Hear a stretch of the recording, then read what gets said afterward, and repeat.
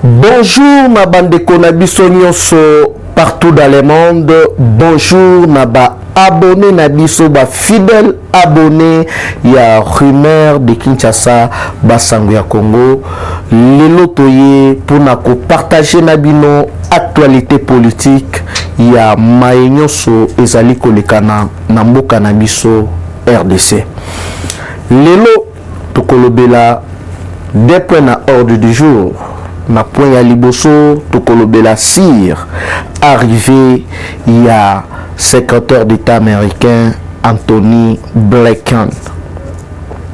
Na deuxième point tokolobela sire demande il y a évacuation oyo Jean-Marc Kabunda na ba avocat na ye juste après première nuit na ye na prison azali ko senga ba évacuer na niveau ya Angleterre et le réseau c'est kisanga ezara que non l'air azalara na kamina est-ce que bandaki ko kende ko se faire soigner na Libanda famille Tshisekedi bayambio IDPS biso oyo pour fabriquer Kabund nga na mobiliser ba parlementaire na mobiliser ba montard tout chaye pour kota na kati ya congrès mais lelo apesi biso merci à moi mais une nuit seulement na kati ya makala mwana maya communauté non localizo sala ye passe kende esengeli akende ko kozwa traitement nyonso wana pona nini à comprendre que non bakabal tout oyo asalaki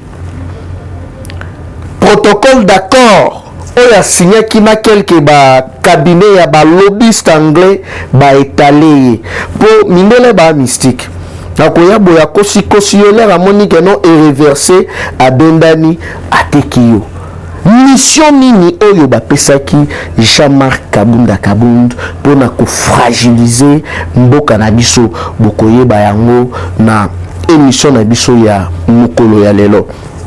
Mes chers frères, après kotimisa ba prisonnier na niveau ya après kobuka prison ya Butembo baye kokanga sikoyo plus de 30 personnes na niveau ya Ndolo donc ba militaire oyo bazalaka wana na garde balingaki bakotisa ba arme frauduleusement na seul objectif ya kokimisa colonel Christian Kenge oyo alaki corter ya assassinat ya Floribert Chebeya donc Basakina John Mumbi alors Tisikoyo basali à l'est parce que ayebi ba secret est belé et là vous allez comprendre que non arrivé à secrétaire d'État américain oyo et qu'on change badon et belé sauf imprévu.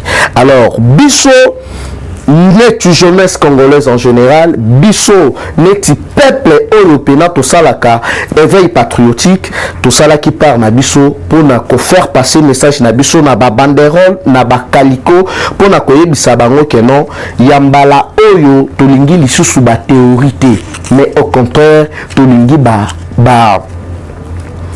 tolingi vraiment pratique sur terrain tolingi lisusu ba marambo ya milai te parce que ndenge ezali wana Vladimir Poutine azali kozela biso pena maboko ya kofungwama mais ndenge balobaka toujours que non politique eza oyo tolobaka vraiment tout le temps à haute voix te mais politique l'air moko pe ebetamaka vraiment en coulisses awa boko comprendre que non après point de presse il y a secrétaire d'État américain se retira qui 20 minutes na président de la République basolola kinini et sengeli boye ba maye oyo basolola ki parce que na monoko na ye moko alobi États-Unis d'Amérique donc ensemble il y a administration américaine va confirmer déjà réélection il y a président Félix na 2023 yo motozali ko bunda auto na sala opposition on a postulé batelambongo na yo et puis yambala oyo pona ko postuler esengeli ozala de père et de mère parce que beaucoup comprendre que non na communiqué final na point de presse sur 4 points il y a le secrétaire d'État américain pour comprendre que non Rwanda vraiment a déjà KO na sens nini bokoye bayango awa na émission na biso ya mukolo ya lelo. Alors sans plus tarder, mes chers frères, tozali kobanda na point na biso ya liboso Anthony Blinken, secrétaire d'État américain, rassure enfin Fachi, rassure le peuple congolais. Parce que aye pambate, boye bakeno akokende na niveau ya Rwanda. Na niveau ya Rwanda kuna azokende kosala nini? Aye na lettre wana nani a commis yango balobi bien la lettre du président de la puissante commission des affaires étrangères du Sénat américain, monsieur Bob Menendez, qui lui a exigé de prendre position contre l'agenda criminel de Paul Kagame contre la République démocratique du Congo. Donc, vient de la Eboe, à une lettre moko, il y a un sénateur américain, donc bête noire, il y a Kosaranate. Parce que mes chers frères, et ça, Babylon, Moussou Sozo, les Canana Monde, Bisso RDC, donc, na yeko comprendre que non, Tobanda qui commis baté. Na récente étude, il y a magazine Forbes, balobi sur 100%, il y a des milliardaires, il y a monde. États-Unis, il y a moko azali ko représenter plus de 70%. Et ba milliardaires nyoso wana fortune na bango. Source ya ravitaillement na bango ezali ba minéraux ya République démocratique du Congo. Et batu nyonso wana baza ba actionnaire na ba ONG na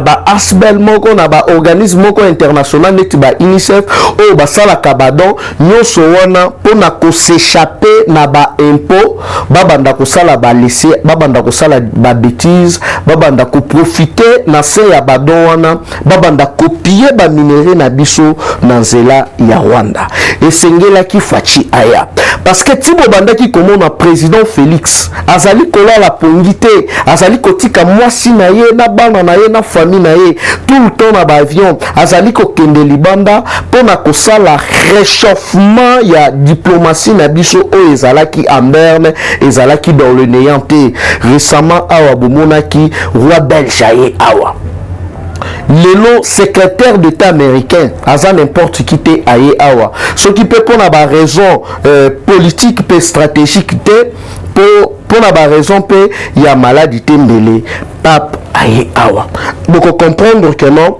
batouana ba comprendre mokile comprendre que République démocratique du Congo azali vraiment très stratégique sur le plan nucléaire, sur le plan économique et sengeli to collaborer naï. Alors, dessous il y a carte, il y a voyage, il y a secrétaire d'État américain. Normalement, les amis, parce que vous voyez bien, Tobanda qui déjà, Bamakambu Oyo arrivé, il y a ministre, il y a affaires étrangères, Lavrov, il y a Kendaki na Ouganda, qui na Brazzaville. Tomoni ba Emmanuel Macron baye, bango tu ba sopani awa. Si on a minute on a zali ko ebisa bino RDC ezaneti vrai chéri o siro bazowe la donc cercle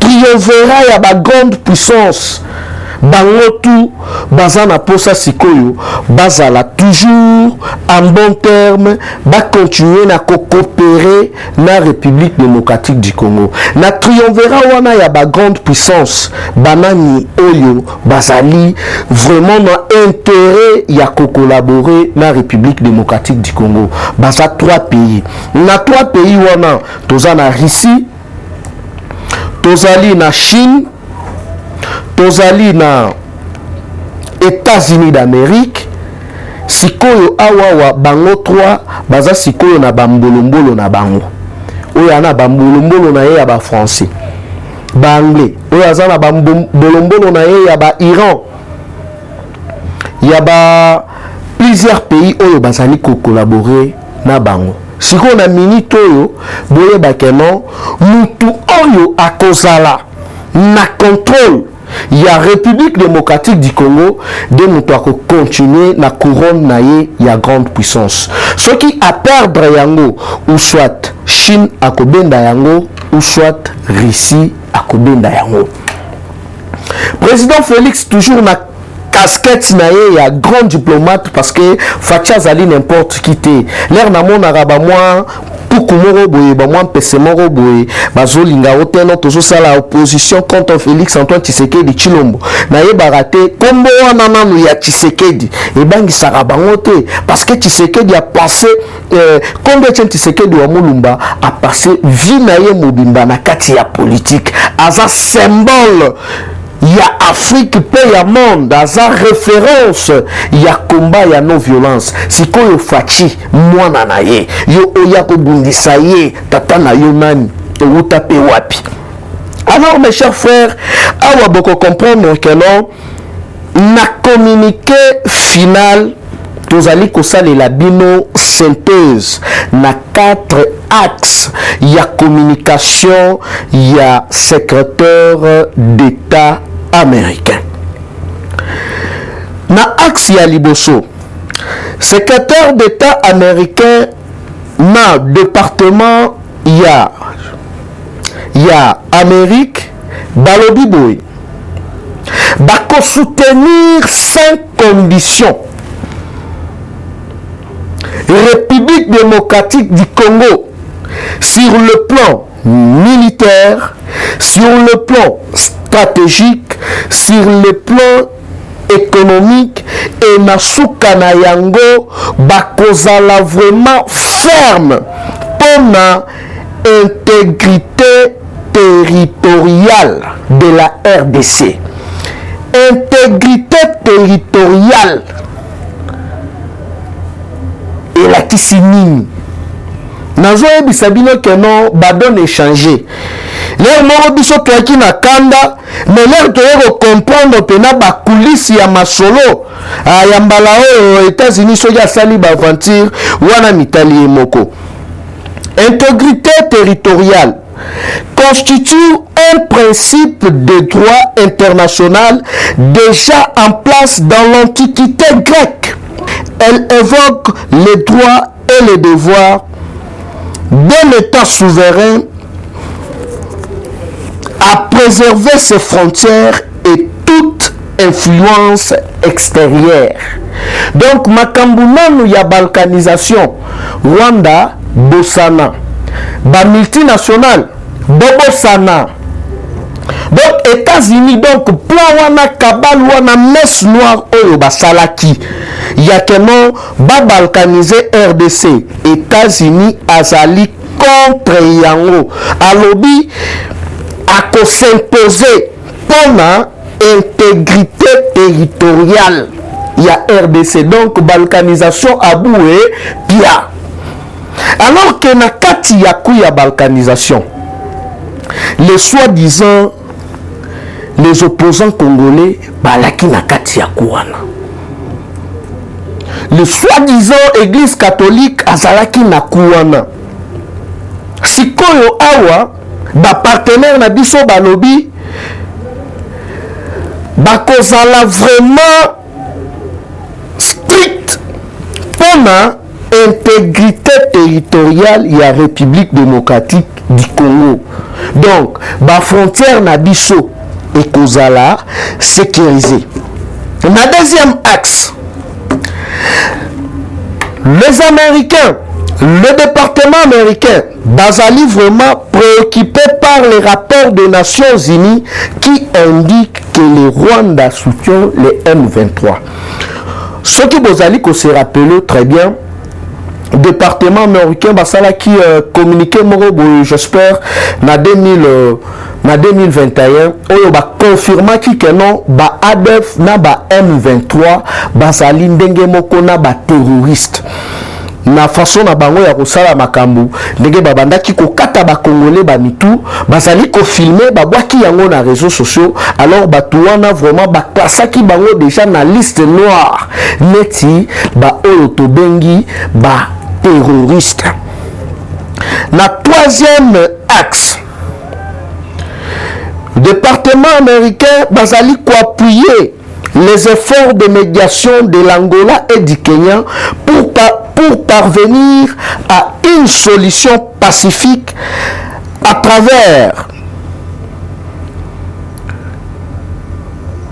travers les pays médiateurs avec comme objectif la neutralisation sans condition des groupes locaux. Donc, procédure wana oyo Faci engagaki ya kosolola ko revenir sur la table ya koyebisa bango ke non makambo oyo bino bozoyelanga bakaye de charge na bino oyo biso ba M23 oyo biso ba ADF bozala intégré na kati ya ba institution na biso ou soit bozala intégré na kati ya l'armée na biso pas question baoyo basigna ba accord ya Lemera baoyo basigna accord ya 2013 Hippolyte Kanambe mitalie mokonga makambo wana na yebi yango te nga problème na ngai ezali ke non Kagame Rwanda alongola batu na ye donc États-Unis bazali d'accord na eloko wana parce que na baguerre nyonso boyeba ke non ba pour parler ezalaka voire même na Ukraine bozomona tout le temps omoni ba mbolo ya Europe o balingaka bamilakisa ke non baza bagrand omonaka l'air moko bazo bakei bakutani na Vladimir Poutine bakei bakutani na président russe. Donc bazali ko encourager procédure wana ya paix ya dialogue donc baza d'accord na yango mais tout en respectant ba souveraineté ya République démocratique du Congo. États-Unis na 4e axe États-Unis bazali wana balobi bako empêcher l'allusement du conflit dans les régions pour préserver l'intégrité territoriale. Mes chers frères, raison oyo bozoyoka na sous-région awa oteno kuna ba Hezbollah kuna ba Shebab ezali ba multinational milliardaire parce que balobi bien sur 100% ya ba milliardaire ozui ba Elon Musk ozui ba Jeffrey Bezos ozui ba Arnaud ya français wana ozui ba Bill Gates balobi ba affaire na bango donc source na bango o bayaka koyiba awa sur 100% ya ba richesse na bango 70 eza ba minéraux na ba bois na ba espèces rares ya RDC oyo ba piaka de ba finansaka ba biloko wana et sengeli na mo ba changer politique na kati ya sous-région et pona kosukisa wana na 4 axes wana pona kosukisa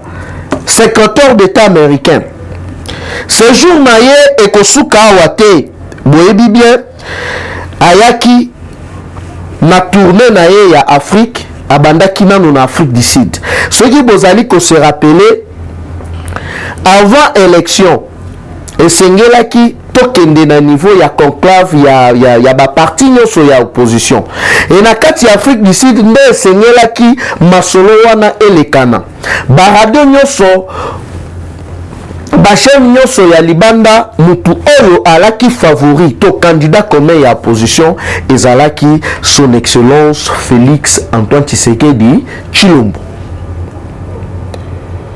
Mais eza na carte moko balingaki babeta wana na Afrique du Sud ezali pe na sénatrice moko wana oyo alobaki na Faci babiloko oyo koya te e Faci déléguaki mutu ti bayaki kosala par tous les moyens vu que non batobele zindaki na bakabine na bango ya balobiste pona kokase président Félix nde bayaki kotinda yango na niveau ya Genève et boko comprendre que non abandelaki nanu na niveau ya Afrique du Sud parce que baza pe na partenariat sur le plan économique na ba domaine mususu na Afrique du Sud également aye awa sikoyo akokende kosilisa voyage na akokende kosukisa voyage na ye na niveau ya Rwanda.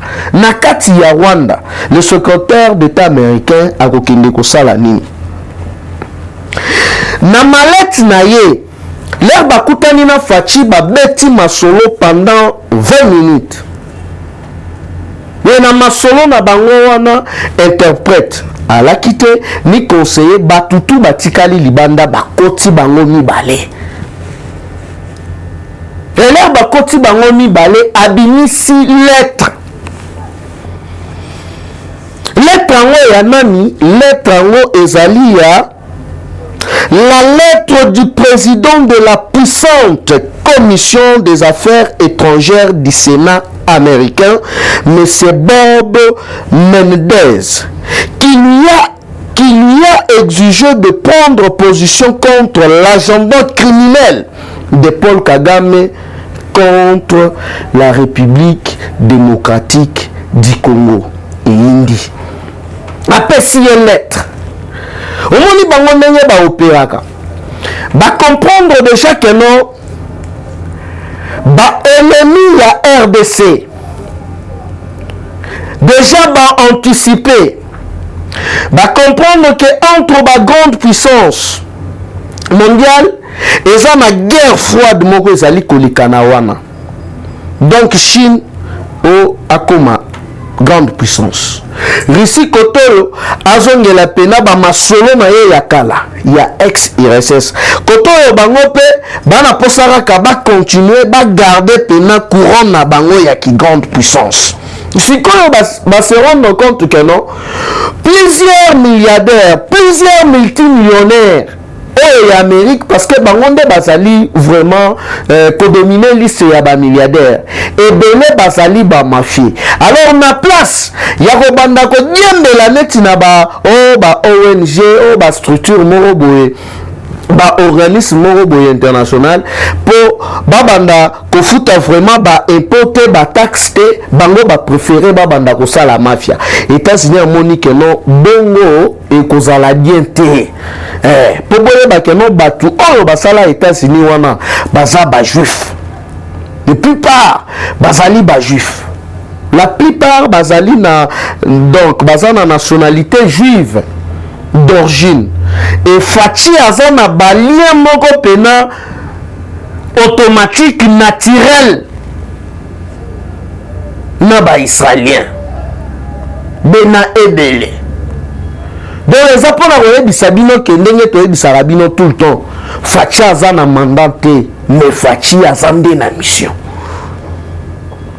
Na place to banda kokende na mafia. Mwana batu aye awaye bisi biso bien que non. Biso na bino tozo sala partenariat gagnant-gagnant. Doye na ndenge ya ta normal.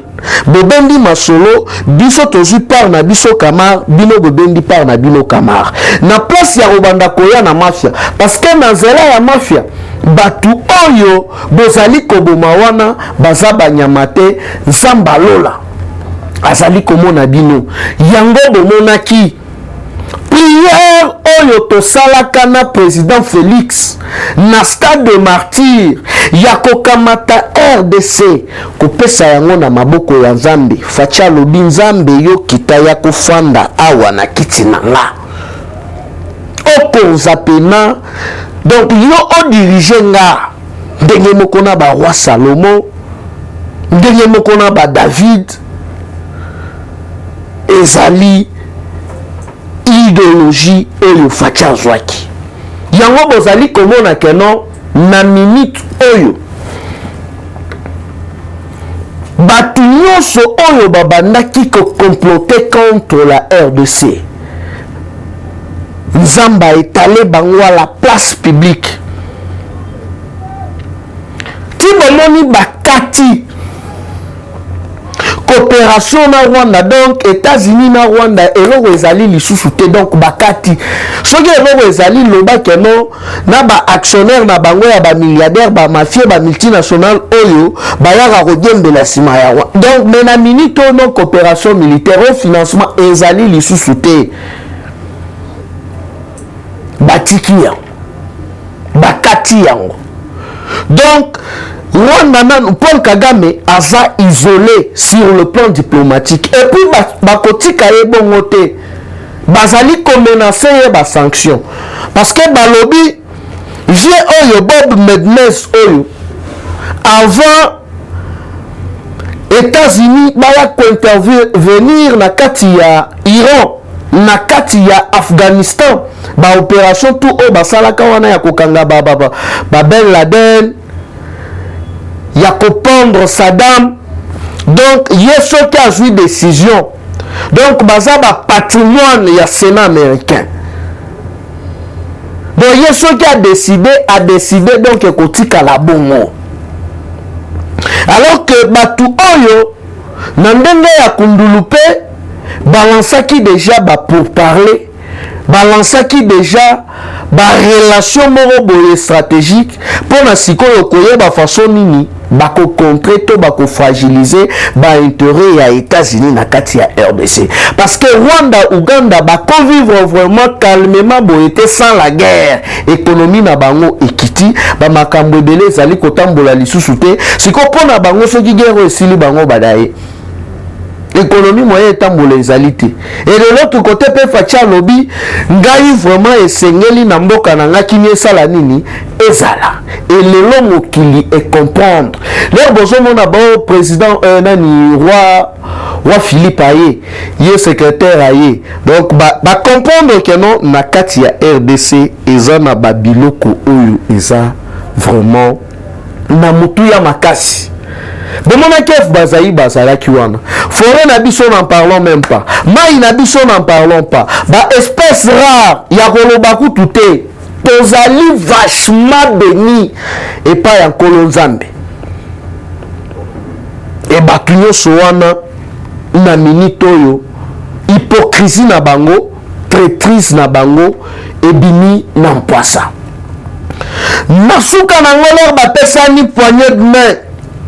Ayebisi que nous allons calme, nous allons reli, biso jamais to soutenir mutu wana sala mandat moko, to mutu wana longora boye na pouvoir na wulu wala na liyenge zala wana biso tozali sima na yo. Sko biso peuple na minute oyo eloko biso to sala ezali vigilance. Il y a que non, bien sûr, secrétaire d'État américain. Oye, olobi oyo koloba. Oteno, tozala tozali ko soutenir sans condition intégrité territoriale. Tous on a to coopérer nabino sur le plan sécuritaire et sur le plan économique. Parce que sur le plan sécuritaire, boye bien basala qui annonce ya kotonga baka militaire, ya kotonga baka zone, ya kotonga plusieurs antennes ya ba renseignements pour na protéger la frontière ya République démocratique du Congo. Et ça la lisusu ba théorie, et ça la pratique ndenge to véhicula qui message na biso na ba banderole na ba kaliko amonaki yango pe ayoki et puis mokili mobimba ba comprendre que non congolais azali lisusu mutu ya ko manipuler te yango bobandaki komona que non Kabila ki boye na basiatique nani Paul Kagame akiboye na basiatique na ba européen yango bokomona depuis la plupart ya ba club européen okomona kaka wo visite Rwanda o boye nyoso wana ezaki façon moko ya keno l'air bazo ya ko visiter batimbela ba couloir ya kobanda kopier ba minéraux parce que olongolika pétrole eza na niveau ya ba Émirats Arabes Unis kuna donc na monde pays où ils ont des réserves vraiment catastrophiques, pas des minéraux stratégiques. Dans le monde mobimba ezali kaka RDC. Si vous êtes États-Unis à comprendre que non, bapion na ye mususu atinda ki awa baya kosala musala complètement l'air moko bakomaki na bango ba mafie. Awa sikoyo ba prendre makambo au sérieux parce que ceux qui pena ya canon Russie a récupéré trône ya qui grande puissance to Chine États-Unis a rozonga lisusu na esclavagisme. Place guerre et bandit en wana. Donc ça casse ou ça passe. Donc émission tinazo sala yango boye bochango diana mipina bino. Bon matabo kita Fachi akozala Réli président de la République pour un deuxième mandat et puis mandat ekozala lisusu ya 50 ans. Pour qu'à la milité proposition de loi écoti déjà. Mandat ekobanda kozala 7 ans renouvelable. 7 ans renouvelable. Yo sala na yo ba opposition na yo sala ba manipulation na yo ndenge bomesana tozali kunate. Et puis balobi ba soutenir processus électoral. Bakolandela yango pena pembeni. Pour ezana bato bakei déjà kozwa ba contact na niveau ya ba Chine, na niveau ya Russie, oteno ce qui RDC baye a pona ko solliciter oteno machine à voter boyena boy batike. Donc baza wana ekengeli sou likola lisu esengeli ba protéger ba intérêt na bango na kati ya République démocratique du Congo. Alors, on peut retenir na point na ya liboso ezali keno na communication ton échange il y a secrétaire d'État américain na président Félix na communiqué final ezali États-Unis azali contre la balkanisation ya RDC. Alobi bien à protéger ma frontière na biso nyonso donc sans condition wana eza échec ya liboso na kan ya bakagame na kan ya banguna nyonso ba pays européen nyonso oyo bayaka ko combattre RDC parce que là vraiment j'ai eu de larmes aux yeux l'air na apprendre que non sur 100% ya ba milliardaires na monde ba revenu na bango eza ba minéraux na biso et biso moko Kabila tikeli biso budget ya combien mais lelo Fachi malgré ba bitumba malgré ba Ebola a s'imposer ba réserve na biso lelo na niveau ya banque emati budget kuna emati ba makambu ndambu ezali ko kende très bien donc soyo ini Fachi seke ozandoki okosala AVC. On lisusu boko retenir ezali que non Nations Unies et États-Unis d'Amérique bazali vraiment désolé pe bazana kanda makasi il y a 7000 militaires rwandais donc eza ya ko bomba lisusu te ba M23 na te eza M23 te mais ezali nde armée rwandaise nde bomoni Sénat bafandi bakomeli ye lettre et pas ya les grands sénats dont les grands sénateurs les doyens Bob Mednes pona robenda Kagame Matoi donc yende azali wana azali susu na vie amulaite pour c'est clair pona nini azana kati ya coup yako déstabiliser États-Unis d'Amérique et là bazali kozonga awa selon quelques indiscrétions et kozala na forum moro boye ya ba milliardaire nyonso o ba kobengisa pona kobenda bango matoi par rapport ya ba makambo ba trafic d'armes o bazali kosala na niveau ya République démocratique du Congo. To continue na deuxième point. Arrestation ya Jean-Marc Kabund à Kabund. Jean-Marc Kabund à Kabund akanisa ki keno azali danger, akanisa ki keno IDPS l'air babanda ki kobenga ye maître nageur boye na boye donc akoma ki pena donc 500 gigas selon ye. Mais l'air balobara, l'air tolobara keno IDPS ezali pyramide renversée. Mes chers frères, émission ya lelo eza elengi oyo wapi. Émission ya lelo eza elengi oyo wapi. Il peste to fula ka ba fulio pena boye. Soyo linyo tia mutu manga soganisi ke no mi danger. Soyo trahir. O kita. Biso ba tout tomola ye pena to fabriquer. Mona ma yaka. Ba parlementaire boya ba montar boya bloc. Toko tie na kati ya congrès. Mais ti patimi biso na mu o batu to fabrika ye to sala ye a écarta biso o mo benga ye boya tinda ka je te rappelle plus tard oh je me yo on toro sala biso boete to saleli pena campagne électorale na 2018 ya ofele 1000 francs ozali ko kende porte par porte pour voter Kabundu bosala boye nyonso wana abosani pona nini likolo ya lokoso likolo ya bilingalinga likolo ya kolula famille Tshisekedi bayambi Jean-Marc badopte ye metala alandi supu ya Kabila alandi supu ya Katumbi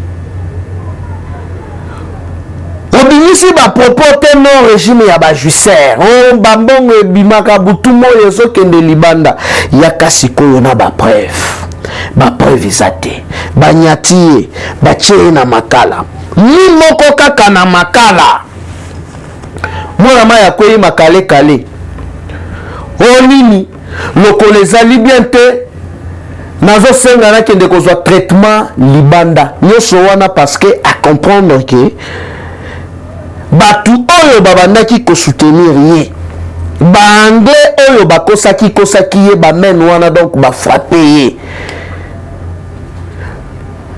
et ba dévoiler pe accord oyo déjà Kabunda signaki na bango objectif na ye ezaki nini et puis ba pesaki ye mission nini na Union européenne quelques pays mafieux mission ya Kabunda alaki que non a divisé les deux Kasai oriental na Kasai central et ça l'a vraiment divisé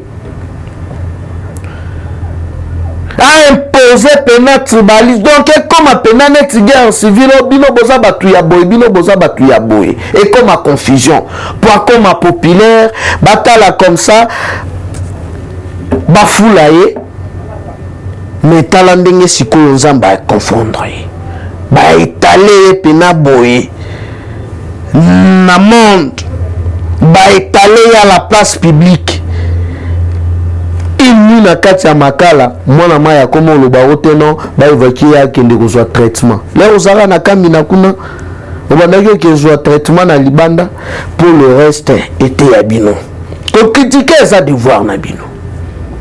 Que ça l'opposition c'est bien bon. Mais ça là yango na sincérité. Ça là yango na patriotisme. Donc ça kana mboka na biso nde mututu alingaka donc comme président. Yango na ali commettre un garde wa ba chronique fwati nyonso teno ba Francine Muyumbu soki nani mutu azalaka étudiante na Afrique du Sud na nationalité rwandaise, les lois ali sénatrice na nationalité congolaise sans honte, sans pudeur, azali koleka kokoma bikoma koma na ba Facebook Madame Muyumbu. Les azali koloba oteno bakangisi Maman Marie po tous les soi-disant opposants congolais balingi basa la récupération politique. Nazo ebisa yoka eloko moko.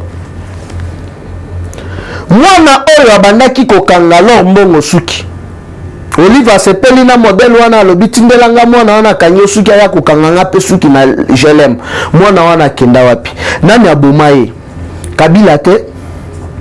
Eric Lenge ex ya Olive. Nani abomaye? C'est Kabila, c'est connu de tous. Arma Tundula. Ba fausse commune ya Bundu Dja Congo. Fausse commune ya 2015 na Maluku, plus de 350 personnes. Et là qui n'a à peu près plus de 125 combattants, il y a eu de tests na batu ya batwa de l'homme. Place na kenda na simba pena ba mitu ya batu boy. Banani baboma batu wana. C'est Kabila et Olive. Régime na bango ya ba criminel. Melelo na to ya fachi. Au centre que non bakangi mutu un prisonnier VIP baye babimission na boloko baye ko déposer yo tishe yo na ndako na mutuka etikala ko sala le matin Soki batu moko boye ba lesbienne moko boye neti soki ba bibi ki pinga soki banani donc likangu ya Olive vous allez qu'on se permettre dans la place publique pour na sakanana la bienheureuse première dame soki olingi beta matolo pa ya mobali na yo likangu na yo Olive kende beta matolo calmement kosala yango na kombo ya la bienheureuse première dame te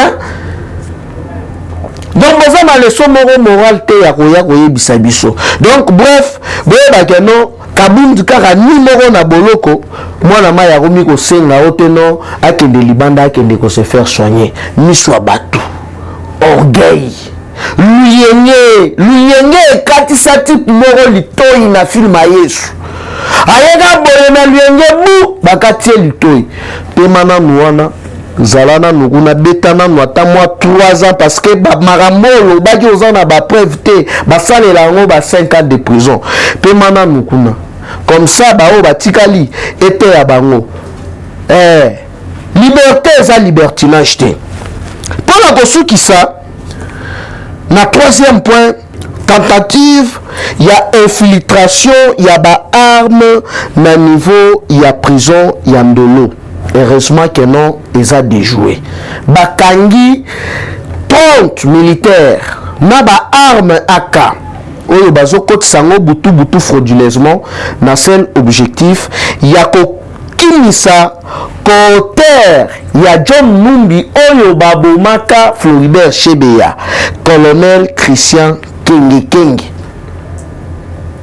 ba bloqué Batouana.